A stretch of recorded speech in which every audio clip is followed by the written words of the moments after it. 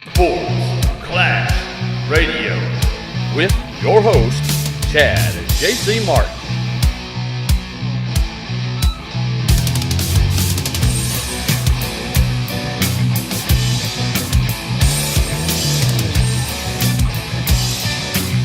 Hey guys, welcome back to another edition of Sports Clash Radio. With you tonight, Chad, JC, and we are talking wrestling once again, but we got a little special thing I wanted to talk about because ever since they started the angle with John Cena chasing Ric Flair's record, I've always had a problem with this for years since this started to look like it was going to be a thing when they would put John Cena just over on everything. Because there was a 2-year span where he was just winning the belt, dropping the belt, winning the belt, dropping the belt. And I'm sorry, I don't care where you fall on the John Cena, spectrum, whether you're way up here or way down here. John Cena is not on Ric Flair's level. Now, I say that. Wrestling skill, no, I don't think so. Charisma. Although he's gotten better as he's gotten older. And that's where I would give John Cena props. And trust me, I'm not hating on John Cena because if anything, I have been a champion of his for quite some time now, especially since how he's really turned that corner. And he's not afraid to get in there and do what he has to do, put other guys over. So my respect for him has only grown. But when you're talking about John Cena and Ric Flair, 16-time champion, and John Cena doesn't have that 16 yet, but that's not what we're saying. What we're saying is when John Cena does equal that title run. Because he will. And those 16 championships of Ric Flair's are only the ones that WWE recognizes. Right. He actually has more like 25 or so or something like that world title runs. Some of them they recognized, some they didn't. Some he was doing NWA and WCW at the same time. But regardless, we're going to take a look at some of these championships, the opponents, how many days as champions these guys were.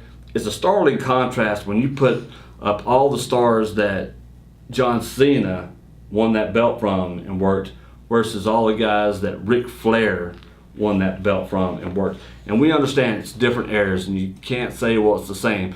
But you can say about quality of opponents, and that's been my biggest gripe about wrestling the last 10, 12 years or so, has been the quality of these superstars and big names. And just the ineptitude of making big names. Like, they've made a lot of good mid-carders over the last 15 years or so in WWE.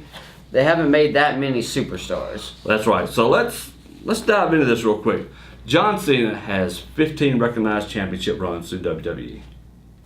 All right, his heavyweight title matches. Ric Flair has 16 recognized championship runs.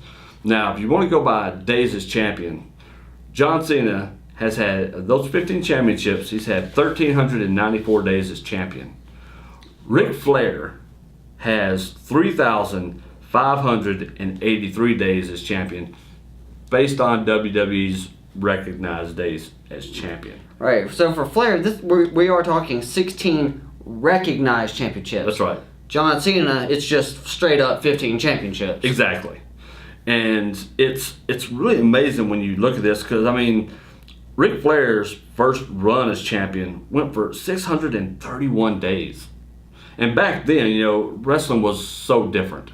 Now, especially when you're my age and you remember all those days of wrestling, the champion didn't lose that belt. You had to earn it. And he would travel from territory to territory back then and wrestle the main guy in each territory. Right. It was very rare that he would go in and really just drop that belt. I remember him doing it in World Class against Kerry Von Erich. He dropped the belt, which was a huge, huge event. I mean, they're selling out the Cotton Bowl for this match. There wasn't WrestleManias and things like that at the time. So when you look at the who's who list of who these guys have wrestled, was this one of those Super Clash events, or was that like? No, it was just. Or was that Kerry Von Erich versus Lawler? I think that was Kerry Von Erich versus Lawler, but they had their deal was the David Von Erich Memorial and all that stuff. They used to have it every year after he passed away. So there was a lot of things, but just take a look. I'm going to read these names to you. I'm going to tell you everybody that John Cena's beat because it's interesting and we're going to pair those to Ric Flair's opponents. And I'll read off the Ric Flair ones. So John Cena, he won his first title from JBL. And then he beat Edge twice in a row. So it's JBL, Edge, Chris Jericho, Edge and Big Show, Randy Orton, that was an I Quit match. Randy Orton in an Iron Man match for a 7th title. Then he won the elimination title. I think the belt had been vacated at that time. Right. Then he had Batista. And then Miz and John Morrison in a steel cage. Rey Mysterio, Alberto Del Rio, The Rock, Alberto Del Rio again. And then the ladder match. And that was against Randy Orton, Kane, Sheamus, Alberto Del Rio, Cesaro, Bray Wyatt, and Roman Reigns. And then you have Ric Flair's opponents. So Ric Flair's recognized championship wins here. We've got the American Dream, baby, that's the Rose. There you go. Harley Race, Kerry Von Erich, Dusty Rhodes again, Ronnie Garvin, who's probably the weakest name on this list. That's right. And it's not a weak name. No, he's not. That sucker was tough. You got Ricky the Dragon Steamboat, Sting, Tatsumi Fujinami, rather, sorry. Barry Windham. Of course, he also won when he came to WWE in the early 90s. He won the Royal Rumble match, which was actually for the WWEF, whatever you want to call it, World Heavyweight Championship, since the title had been vacated. That's right. He went over on Randy Savage, on Sting, Big Van Vader, Ricky Steamboat, Randy Savage, Hollywood Hulk Hogan, and then you have these two kind of at the end, which are Jeff Jarrett and where Kevin Nash just gave him the belt. And now that was 19 that you listed there. 3 of those don't really count. But the thing is, that is a who's who of Hall of Fame wrestlers right there. Those are names, when people tell you those names, you're going, yeah, that dude was awesome. He was tough. Ricky Steamboat, one of the best workers ever. Right. And again, Randy Savage, another one of those best workers ever. Him and Steamboat had probably the greatest WrestleMania match, bar none. WrestleMania 3. If you've been living on a rock and you somehow haven't managed to see that match in the last 28 years, like, go to YouTube, go to the WWE Network. It's there. Just go find it and watch it and enjoy it. Yeah, again, Dusty Rhodes, when he beat Harley Race, Harley was still a big deal back in that day. I mean, Harley was the king before he actually got that label as the king of WWE and that little craziness. But still, when you compare these two and the people that they worked, and that's no dig on Edge, because I like Edge. I'm an Edge fan. Edge is the WWE Hall of Famer. He is, and I'm an Edge fan. So, which, fun fact, if you can't get enough of Edge, go on Netflix. You can see him on Haven. Also, you can see him in episode 1 of season 2 of The Flash, which was just released on Netflix today. Him and Lana have a new movie out. Right. I watched it the other day. Not that bad, really. WWE movie, but really wasn't that bad. It was entertaining. That's all I cared about. And, you know, yeah, he wrestled Randy Orton. Beat him a few times. The biggest name on this list is The Rock. You know, that was a little gimmick deal from the, you know, I'm going to challenge you a year out and do this and all that. But still. JBL's a Hall of Famer. And JBL's a good dude. Chris Jericho. Edge is a Hall of Famer. Chris Jericho will be a Hall of Famer. Big Show will be a Hall of Famer. Orton will be a Hall of Famer. When he beat Batista, that was when Batista was having his big run and all the stuff he was doing. So it wasn't like I don't know if Batista ever will be a Hall of Famer. I actually think he should be a Hall of Famer. I do too. I love Batista. I do as well. Huge Batista fan. I think he has one of the prettiest spine busters in the history of the business. Oh yeah, big guy who can work, and Batista could. Man. You know, I think the jury's still out on Miz. If he keeps up what he's doing, he very well could, just because of the cumulative body of work that he's turning the corner. He's been a heavyweight champion, the world champ. So Rey Mysterio, if he can ever get his situation with WWE worked out, he should very well be a Hall of Famer, just because he's had an incredible career, because that's a guy who should never have made it in the business. And I think he will too, because WWE, they'll do that. Years kind of smooth things over with those guys. So, and I think he will. You have Del Rio, who will not be in the Hall of Fame, more than likely. No, he just got stabbed. Of course, The Rock will. Yeah, that deal with Del Rio was brutal. That was rough. Which you can find those photos and his story if you can stomach it, take on a his look Instagram at page, actually. Yeah, I mean, wow, that was tough. But yeah, The Rock is absolutely the biggest name on this list. But I mean, it's loaded with Hall of Famers, because we know that last one, the ladder match with Randy Orton, Kane, Sheamus, Del Rio, Cesaro, Bray Wyatt, and Roman Reigns. Kane will also be a Hall of Famer one day. Exactly. Roman Reigns, by the time it's all said and done, barring some unfortunate incident, Roman Reigns is going to be a Hall of Famer as well. Of course, the jury's still out on Bray Wyatt and Cesaro there, but John Cena's list of opponents, you know, at first when you glance over, you're like, okay, well, these names are still kind of fresh, and it doesn't seem that big, but now that I'm really breaking it down and looking at it, I'm like, he has beaten a who's who of guys. Yep. But think, if you'd have thrown a Stone Cold in there, Right. a Triple H. Or, going into WrestleMania 23 when he took on Shawn Michaels. If Shawn Michaels was the champ there, and then you have Cena go over Exactly. Because that changes the list dramatically. Right, because this isn't title defenses, because he's still beating the who's who of people. Exactly. Just straight up title defenses. We're talking Triple about H and championship, winning those belts from guys who had them. And I guess, and that's really where it comes down to is when you're comparing apples to apples and oranges to oranges, and it can be a little tough when you're talking about generational differences, like this obviously is. Still, it's and yes, trust me, I know. I realize the business is different. We all know that. Right. You don't have to beat a dead horse. We understand that. You have to evolve with it. You definitely do. And that's not to say that that's John Cena's fault. We're not here to place blame and say, well, John Cena, it's your fault that your 16 championships doesn't measure up. I'm just making the case that they don't measure up. It's not the same. Your 16 title defenses, especially when you were losing the belt and gaining the belt, losing the belt and gaining the belt, there was like 4 or 5 title changes in a year and a half's time. I mean, that's crazy.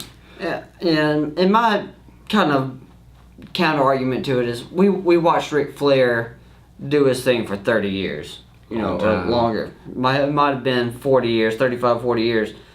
But it's the fact that when people think of professional wrestling, Ric Flair is the guy they think of. If they don't think of Ric Flair, they're thinking of Shawn Michaels.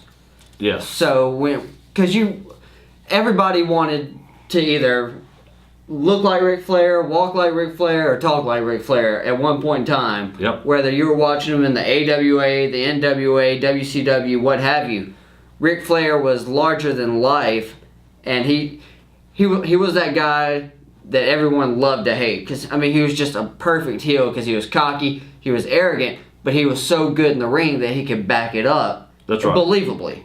Yes, exactly. Like, the audience believed that this dude is good at his job. And, the big knock on Cena for his entire career has been that it just doesn't look that good when he's in there. He puts on good matches. He has good ring psychology, and he can tell a story. But it's the execution of everything, the execution of the moves and how it's chained together that people don't really like with Cena. That's right. And probably also the fact that he wrestles in jorts. Because you got to remember, he did take on Kurt Angle, and they had some great quality matches when Cena came in. Right, but Kurt Angle could have a quality match with anyone. Kurt Angle's awesome. Anyone on the planet. And he will. I think he'll be back to WWE to finish up his career. Because really, you think about it, outside of those matches with the Angle early on, Cena had a really rough go in those matches. Like, a lot of those matches are hard to watch. Yeah, they are. Yeah, they were tough. And, you look at Ric Flair, his last title run was the WCW World Heavyweight title. That's back in 2000. He only held that for 7 days.